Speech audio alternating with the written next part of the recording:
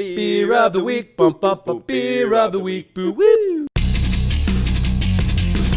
Which today we're going something a little bit askew, which is an Italian grape ale.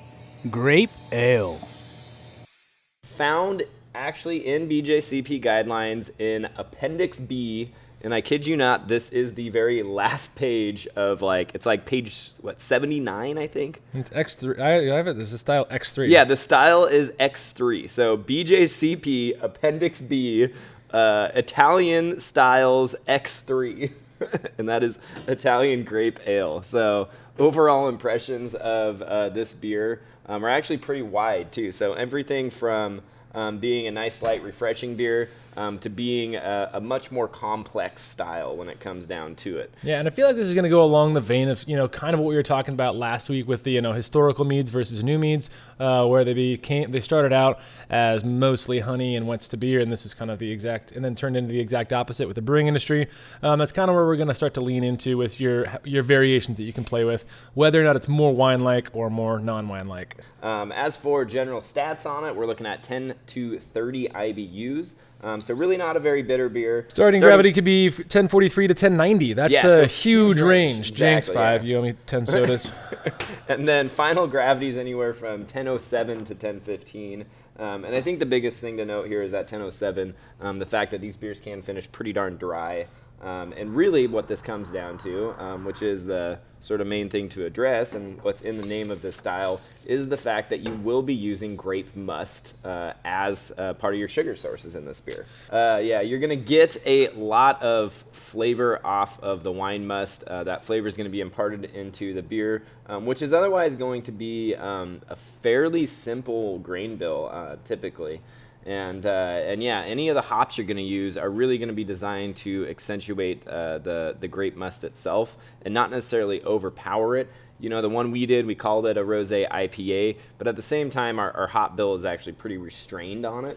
You definitely don't want to turn that into a big West Coast hop bill. Right. Ours was very much more on the hazy kind of train where everything is going in Whirlpool or late edition. So it's a softer, fruitier hop composition designed to complement those natural fruity notes that you'll get off of the wine grapes. Yeah, exactly. And again, this style obviously has a huge range. But also part of adding that grape must, it's going to dry out the style to a certain extent. So on the low alcohol versions, your 5% versions, it's going to be really dry, really crisp. Yeah, whereas the higher alcohol versions that are pushing those double-digit marks are actually going to be, most of those are going to be barrel-aged variations. So they're going to have more body, a lot of complexity because, you're getting flavors from the grain base, you're getting flavors from the hop additions, you're getting flavors from the grape must, and then from a barrel itself. So yeah, and sometimes they can even be a little bit barnyardy when they get into that range. It's important to note when you do things in that high end of the style, though, you never want that oak or any barnyardiness to be dominant.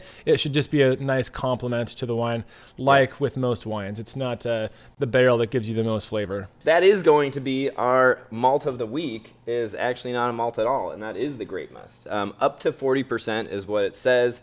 I think typically you're going to see somewhere in that 20 to 30% range of your total sugars. I think the red wines work great on the higher alcohol range. I would definitely recommend more along the white wine must side of things if you want to go for a little bit more sessionable. That's going to be our malt of the week, up to 40%. As low as 10%, you still get a fantastic flavor and impact from it.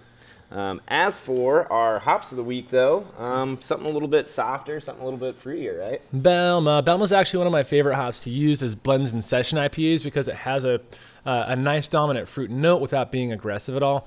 It actually pairs well with more aggressive hops like Citra, and it's kind of known for having a subtle strawberry character. Yeah, so Belma is actually a daughter of Magnum and, I'm going to butcher this. Kitamadori. Yes, you nailed it, actually. So fairly high alpha hops, 8 to 10-ish, 11%. It's, low cohumulone content still.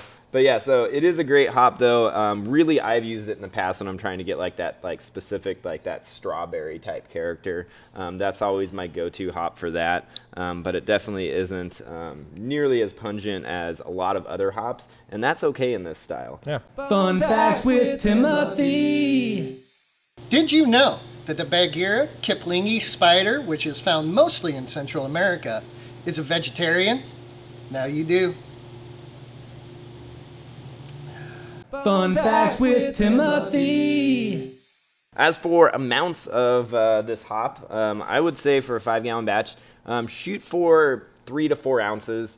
A small bittering addition, and then maybe, a couple ounces, 3 ounces later in the boil. I probably wouldn't even worry about a dry hop, to be honest. The dry hop's going to be inappropriate, and you also might risk oxidation that you really don't need. Yep. But yeah, a nice Whirlpool addition of 2, 3, 4 ounces will be plenty, and it's a soft enough hop. It's going to be in that subtle pale ale range, maybe, but with a lot of fruitiness that's kind of backing it up. Going on to our next yeast of the week, and I chose a yeast from Omega, actually, and that is the OLY 200, which is their tropical ale strain. So known for producing some pineapple notes in a sort of subtle way.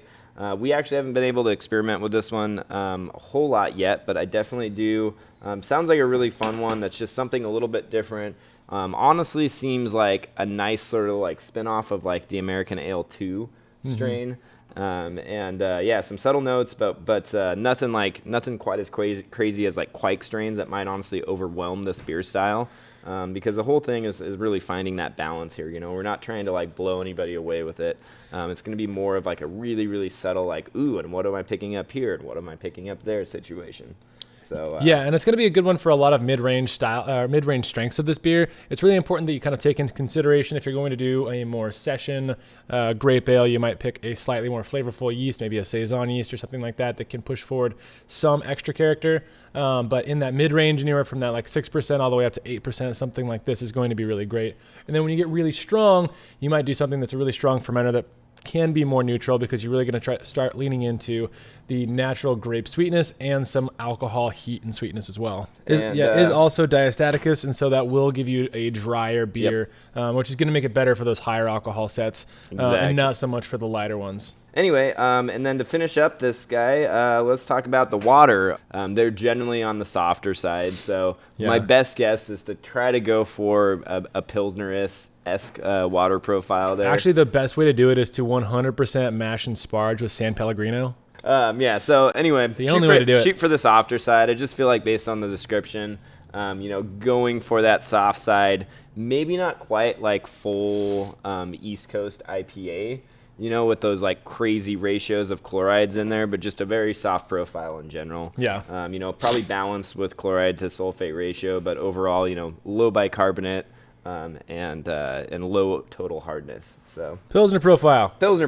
There you go. All right, and that is our beer of the week. So rate on a scale of 1 to 12 how likely you are to do an Italian grape ale in the next year. Right now in the comments. Do it. Also hit the like button.